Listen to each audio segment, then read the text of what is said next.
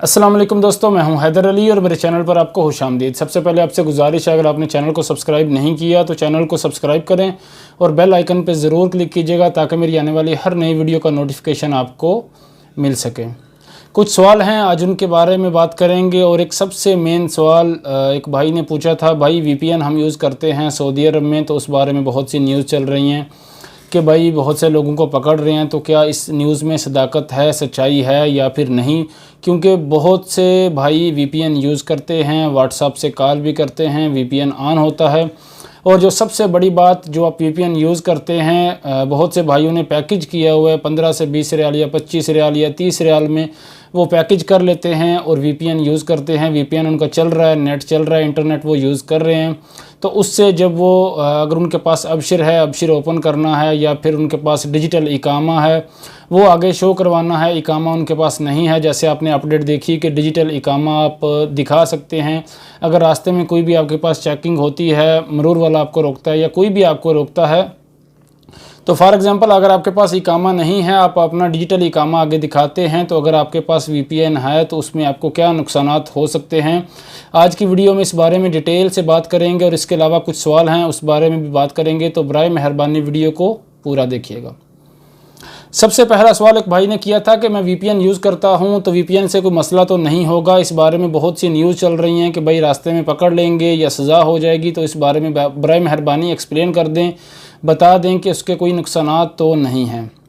भाई नुकसानात हैं, बिल्कुल नुकसानात ज़रूर, इसमें कोई शक नहीं है कि नुकसानात नहीं हैं। अगर मिसाल के तौर पे आपका एक जो आप वीपीएन यूज़ करते हैं, जब आप वीपीएन कनेक्ट करते हैं तो आपका आईपी एड्रेस यानी कि आपकी जो लोकेशन होती है वो चेंज हो जाती है, आपकी सेम लोकेशन नहीं होती। मिसाल के तौर पे आप जद्दा में हैं, सऊदी अरब में आप मौजूद हैं, आप जद्दा में हैं, तो आप सिर्फ ये सोचें कि जब आप वीपीएन कनेक्ट करते हैं, आप ख़ुद खोलें, ख़ुद उसको चेक करें। जब आप वीपीएन कनेक्ट करते हैं तो उसकी सेटिंग में जाएँ, डिटेल चेक करें, आपका किस कंट्री के साथ लिंक हुआ है, कनेक्ट हुआ है। इसका मतलब ये है कि आपकी जो लोकेशन है वो आप सऊदी अरब में मौजूद नहीं हैं, सऊदी अरब की लोकेशन शो नहीं हो रही, लोकेशन उसमें चेंज हो जाती है। और वीपीएन से क्या होता है, वीपीएन से आप कोई भी ब्लॉक वेबसाइट होती है वो खोल सकते हैं, वो ओपन कर सकते हैं। तो वीपीएन से आपको क्या नुकसानात हो सकते हैं? वीपीएन जब आपका कनेक्ट होगा आपकी लोकेशन चेंज हो जाएगी।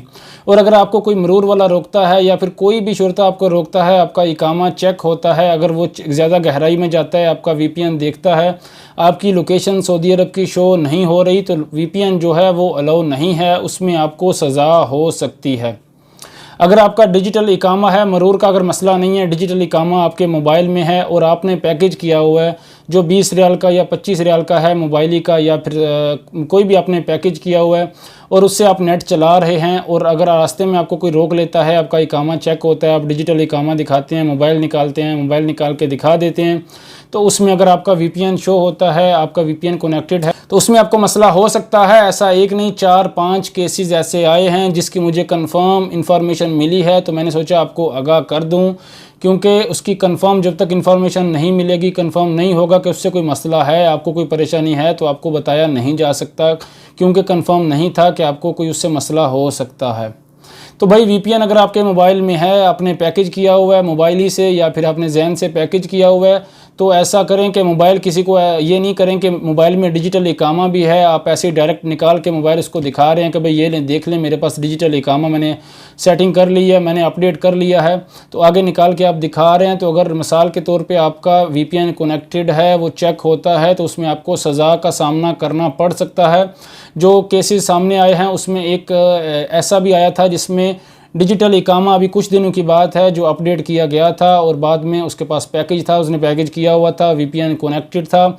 जैसा कि आपको पता है, जब वीपीएन कनेक्टेड हो तो उसमें शो होता है कि आपने वीपीएन कनेक्ट किया हुआ है और आप नेट यूज़ कर रहे हैं। तो एक सवाल ये भी है कि भाई जो डिजिटल इकामा है हमने स्क्रीनशॉट लिया हुआ है, उसका जो QR कोड है हमने स्क्रीनशॉट ले लिया है, हमारे मोबाइल की गैलरी में है, तो हमने नेट से तो निकाल के नहीं दिखा रहे उनको।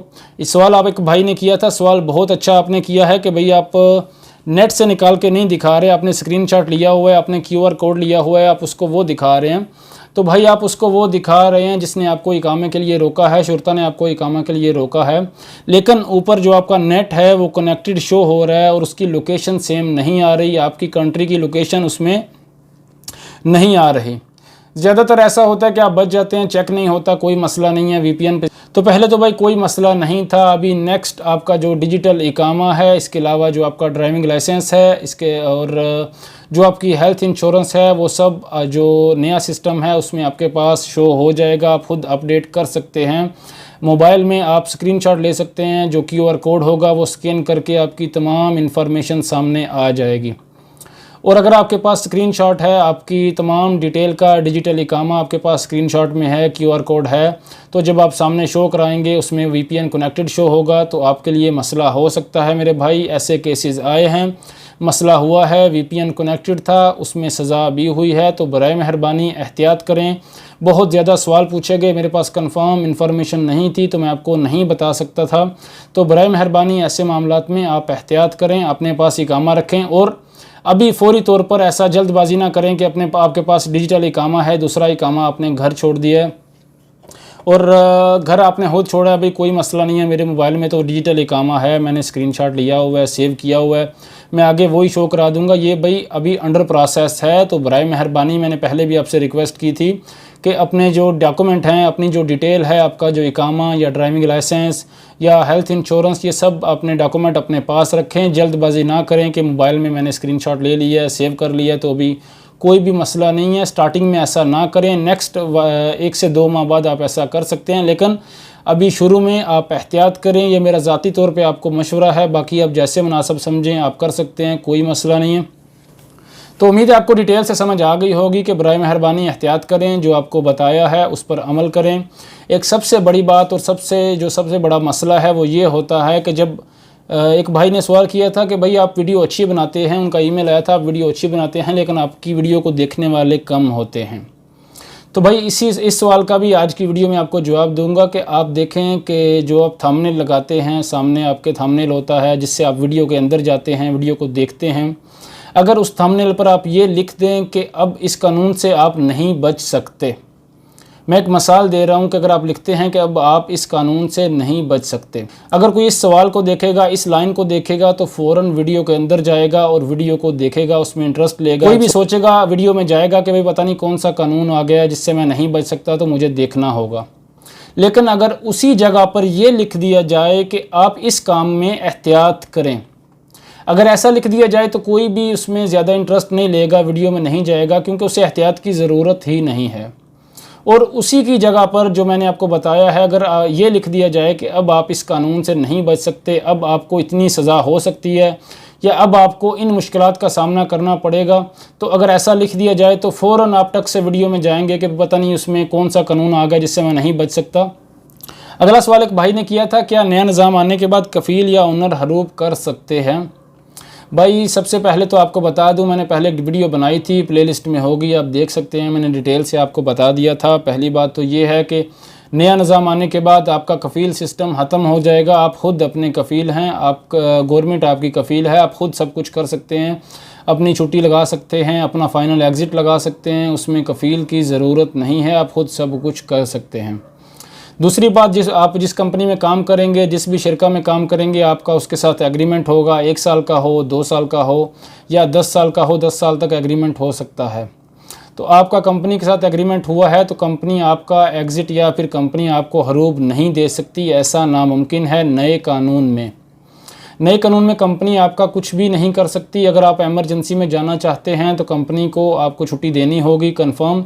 हाँ, अगर कंपनी आपको छुट्टी नहीं देती तो उसका रीज़न वो बताएंगे कि भाई छुट्टी हम क्यों नहीं देना चाहते, या फिर कानून के मुताबिक आपके साथ एग्रीमेंट हुआ है और एग्रीमेंट में 1 साल के बाद छुट्टी है तो वो 1 साल के बाद आपको छुट्टी देंगे। अगर खुदा न खास्ता कोई एमरजेंसी आ जाती है तो कंपनी आपको छुट्टी देगी, चाहे वो 20 दिन की दे या 15 दिन की दे या फिर 1 माह की दे। पहले भी यही सिस्टम था कि अगर आपको एमरजेंसी होती है, ऐसा खुदा न खास्ता कोई मसला बनता है, आप किसी कंपनी में काम कर रहे हैं, तो कंपनी पर लाजम है कि एमरजेंसी में आपको छुट्टी दे, चाहे 20 दिन की हो या फिर 15 दिन की हो।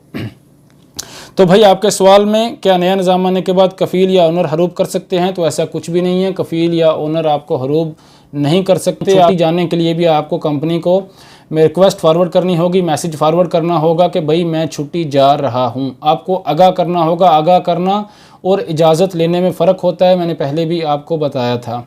लेकिन इसमें सबसे बड़ी बात यह है कि आप ऐसा नहीं है कि आप अभी नया निज़ाम आ गया तो आप ख़ुद सब कुछ करेंगे। एहतियात भी इसमें ज़रूरी है। आपका काम चल रहा है, आपने कंपनी के साथ एग्रीमेंट किया हुआ है, अगर आपको सऊदी अरब में रुकना है, यहाँ काम करना है, तो ज़ाहिर सी बात है आपको रूल फॉलो करने होंगे। कंपनी में आपने एग्रीमेंट किया है तो आप लास्ट में बोलें कि भाई मैं तो जा रहा हूँ, मुझे जाना है, मुझे काम नहीं करना, तो ऐसे थोड़ी होता है। कंपनी को बताना पड़ता है कि भाई मुझे काम नहीं करना, मुझे इन मसाइल का सामना है या इस वजह से मैं काम छोड़ना चाहता हूं। उनको रीज़न बताएं, फिर आप काम छोड़ सकते हैं। ऐसे ही आप सोचें कि भाई आज कल से मैं ड्यूटी पर नहीं जाऊंगा, मैं काम छोड़ रहा हूं, मैं एग्ज़िट लगा रहा हूं, मैं जा रहा हूं, ऐसा कुछ भी नहीं होता। भाई कंपनी को आगाह करना होता है। आप एक काम, फॉर एग्ज़ाम्पल आप सेल्समैन का काम कर रहे हैं या किसी भी कंपनी में काम कर रहे हैं, तो जाहिर सी बात है अगर आप वहाँ के मसूल हैं, आप पर ज़िम्मेदारी है, तो आपको कंपनी को कम से कम आगाह करना होगा, उनको बताना होगा कि भाई आप आ जाएं, इन्वेंट्री कर लें, मुझे जाना है, ये रीज़न है, मैं यहाँ पर काम नहीं करना चाहता।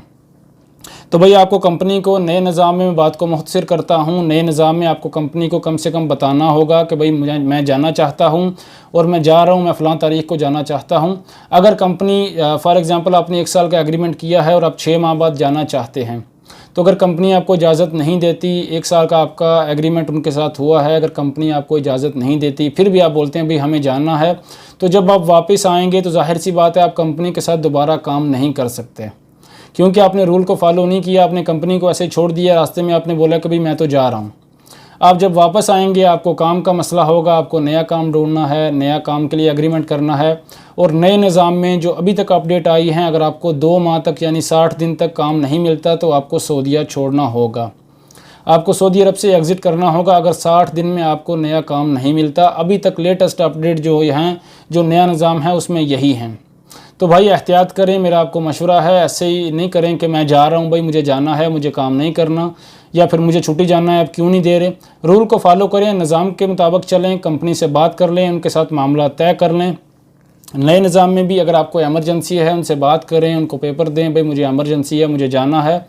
तो रूल के मुताबिक अगर आप काम करेंगे तो ज़्यादा बेहतर होगा। बहुत से भाई जॉब बहुत पहले से कर रहे हैं, 5 साल हो गए, जिनको 4 साल हो गए, 10 साल हो गए, वो इस बात को समझ सकते हैं कि ऐसे ही किसी काम को छोड़कर, उनको ऐसे ही बोलकर नहीं जाया जा सकता। हाँ, एक इसका सबसे बड़ा फ़ायदा ये है कि अगर अल्लाह ना करे आपको कोई मसला होता है, कोई परेशानी होती है, इमरजेंसी बन जाती है, आपको पता है कि भाई अगर मुझे काम छोड़ना भी पड़ता है तो मैं ज़रूर जाऊँगा।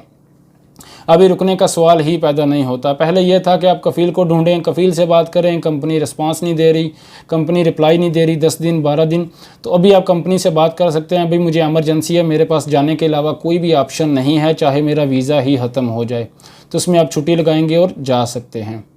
मेरी आप सबसे रिक्वेस्ट है कि नया निज़ाम जो आने वाला है, नया निज़ाम 14 मार्च के बाद जो आएगा, उसमें जो एहतियात करनी है आपको, वो मैंने आपको डिटेल से बता दिया है। पहले एक वीडियो बनाई थी, उसमें बता दिया है। तो जो भाई कंपनी में जॉब करते हैं पहले के, जिनको 2 साल 4 साल या 10 साल हो चुके हैं, उम्मीद है वो मेरी बात को सही तरह समझ गए होंगे कि भाई एहतियात ज़रूरी है। बाकी कोई भी सवाल हो तो आप पूछ सकते हैं। वीडियो अच्छी लगी हो तो वीडियो को लाइक करें, शेयर करें और चैनल को सब्सक्राइब करना बिल्कुल ना भूलें। अल्लाह हाफिज़।